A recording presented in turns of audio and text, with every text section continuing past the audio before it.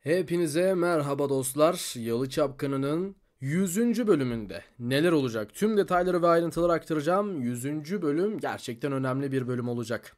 Şimdi hemen abone olmayı ve videoyu beğenmeyi unutmayınız. Konumuza hemen geçelim. Düşüncelerinizi yorumlarda bekliyorum. Dostlar 100. bölümde şunu sizlere söyleyeyim ki daha önemli gelişmeler var. Özellikle bu gelişmelerden biri aslında Karam'ın hapisten kaçacak olması. Evet, bu inanılmaz önemli bir gelişme. Karam hapisten kaçacak dostlar ve Abidin veya yüksek ihtimalle Abidin'e, %90 Abidin'e ama veya Ferit'e zarar verecek.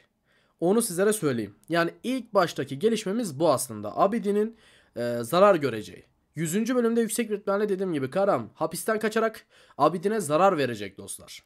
Veya işte bir şekilde hapisten kurtulacak, çıkacak ve zarar verecek. Onu sizlere söyleyeyim.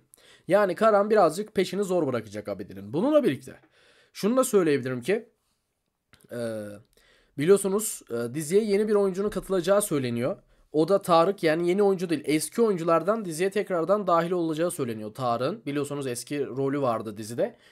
Tarık'ın 100 veya 101. bölümde tekrardan diziye dahil olacağı ve bu süreçte de Seyran'a veya Ferit'e zarar vereceği söyleniyor ve dizinin kötü bir sonla da biteceği yine söyleniyor dostlar. Onu sizlere de yine belirteyim. Dizinin kötü bir sonla biteceği söylenenler arasında. Bununla birlikte dizi 101. bölümde şu an final yapacak gibi de durmuyor açıkçası. Yani dizi şu an birazcık daha uzayacak gibi duruyor. Neden? Çünkü dizide daha önemli gelişmeler var. Yaşanacak önemli gelişmeler var. Ya dizi gerçekten mutsuz bir sonla bitecek. Yani Karan vesaire hapisten çıkararak zarar verecek. Ya Abidin ya Ferit vesaire birileri diziye veda edecek ve dizi kötü bir sonla bitecek. Ya da dostlar dizi birazcık daha uzayacak. Karan'ın üzerinden vesaire birazcık daha uzayacak ve Tarık'ın tekrardan, eğer Tarık diziye dönerse Tarık'ın diziye dönmesiyle dizi uzamaya birazcık daha devam edecek. Ardından da dizi final yapacak dostlar. Onu sizlere söyleyeyim. Hani şu an dediğim gibi gelişmeler bu yönde. Baktığımızda birçok açıdan baktığımızda hani dizinin gidişatı bu yönde en azından. Ama onun dışında hani daha dizi evet devam edecek. Ve önümüzde daha bir 2 hafta var. Bakalım final yapıp yapmayacağı da belli olacaktır bu süreçte ama bunu sizlere bu şekilde söyleyeyim. Evet, şimdi ilerleyen süreçlerde daha neler olacak? Bundan yine bahsetmeye devam edelim sizlerle birlikte. Dostlar ilerleyen süreçlerde özellikle Seyran'ın hamileliği üzerinden devam edecek. Şunu söyleyeyim.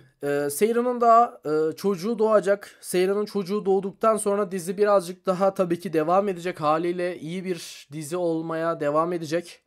Ve Seyran'ın çocuğu doğarak dizi birazcık daha uzamış olacak. Yani benim tahminim şu an 101. bölümde final bence yok. Benim tahminim bu.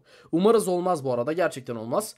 Ama benim tahminim bu. Zaten dediğim gibi daha Seyran'ın çocuğu doğacak. Halisa diziye geri dönecek. Dizi Halisa'nın geri dönmesiyle bitecek. Yani ama Halisa'nın dönmesi için daha Seyran'ın çocuğu gerekiyor. Yani daha birçok konu var. Seyran'ın hamileliği vesaire derken dizi uzayacak. Bununla birlikte İfakat ile e, baktığımızda bir İfakat'ın da aşk konusu var. Bu aşk konusu ne olacak? Dostlar İfakat şu anda herhangi bir şey hissetmediği için İfakat'ın herhangi bir aşk konusu yok. Olmayacak. Yani İfakat bu şekilde aynı diziye devam edecek. Onu da sizlere belirteyim. Bununla birlikte yine dizi şu an gayet düz bir şekilde ilerliyor. Fark ettiyseniz hani büyük bir gelişme yok. Dizi gayet seyirciyi birazcık daha mutlu etmek üzerine devam ediyor. Çünkü ilerleyen bölümlerde birazcık daha dizi yine kötüleşecek. Yine dizide birazcık kötü şeyler yaşanacak. Bu da seyirciyi mutsuz edeceğinden dolayı şu anda dizi gayet dostlar hani nasıl diyelim, böyle iyi seyirciyi mutlu etmek üzerinde oynanıyor ve gerçekten de o şekilde devam ediyor ki bence şu anda daha iyi. Aslında birçok kişi de dizi neden bu zamana kadar bu şekilde devam etmedi diye de soruyor.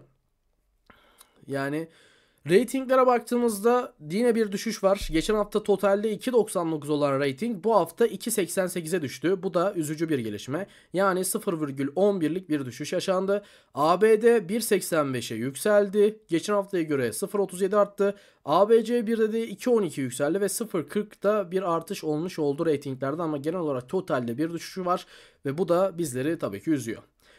Bununla birlikte dostlar ilerleyen süreçlerde neler neler olacak?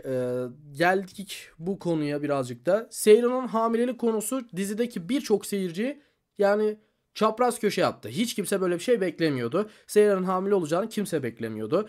Ama böyle bir şeyin olması da gayet iyi oldu. Özellikle Seyranların bir üvey çocuğu da oldu. İlerleyen süreçlerde de Seyran'ın çocuğu doğduktan sonra yine zaten dizide birazcık daha şenlik olacak. Dizi o şekilde de devam etmeye çalışacak. Yani dizi 101. bölümde final yapmasa bile dostlar, en azından şunu söyleyebiliriz ki dizi en az 102'de 103'te, yani bir bölüm 2 bölüm daha uzayabilir. Yani dizi Mayıs'a kadar sürecek gibi durmuyor. Normalde Mayıs sonu final yapması gerekiyor normal şartlara göre, ama o şekilde final yapacak gibi durmuyor. Daha erken olacak gibi duruyor ama en azından 101. bölüm vesaire söylentileri varken, mesela 100. bölüm için de bir söylenti vardı. 100. bölümde de final olacağındır ama şu ana bakarsak bence olmayacak. Tabii ki daha fragman yayınlanmadı. Fragman yayınlanacağında bunu göreceğiz. Belki de final yazacak 100. bölümde ama zannetmiyorum böyle bir şey olacağını zaten. Yani bilmiyorum, sizin bu konuda düşünceleriniz nelerdir? Lütfen yorumlara yazınız. Aslında dizi tamamen birazcık da mutlu sona gidiyor. Mutlu sonla bitmesi için çabalanıyor. Neden? Çünkü baktığımızda gerek Gülgün ile Orhan, gerek Orhan'ın artık daha iyi bir baba olması, Kazım Ağa'nın daha iyi bir baba olması, bununla birlikte Seyran'ın iyi bir anne olması için ilerleyen bölümler olacak. Ferit'in iyi bir baba olması için ilerleyen bölüm olacak. Abidin ile ailenin daha fazla kaynaşması daha, yani dizi mutlu bir sona bitmek için de şu an birçok şey yaşanıyor. İfakat'ın gerek olarak aşk hayatı dizi içerisinde, yani bunlar dizinin aslında baktığımızda iyi gitmesi ve mutlu bir sonla da, tabii ki en önemlisi mutlu bir sonla da bitmesi için önemli gelişmeler diyebiliriz.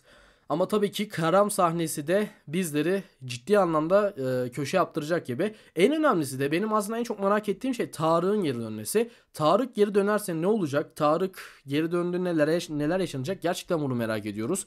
O nedenle Tarık bakalım diziye dönerse neler yaşatacak, neler olacak, bunu biz aslında bir yandan çok merak ediyoruz. Bunu da sizlerle birlikte görmüş olacağız dostlar ilerleyen bölümlerde, ama genel olarak gelişmeler bu.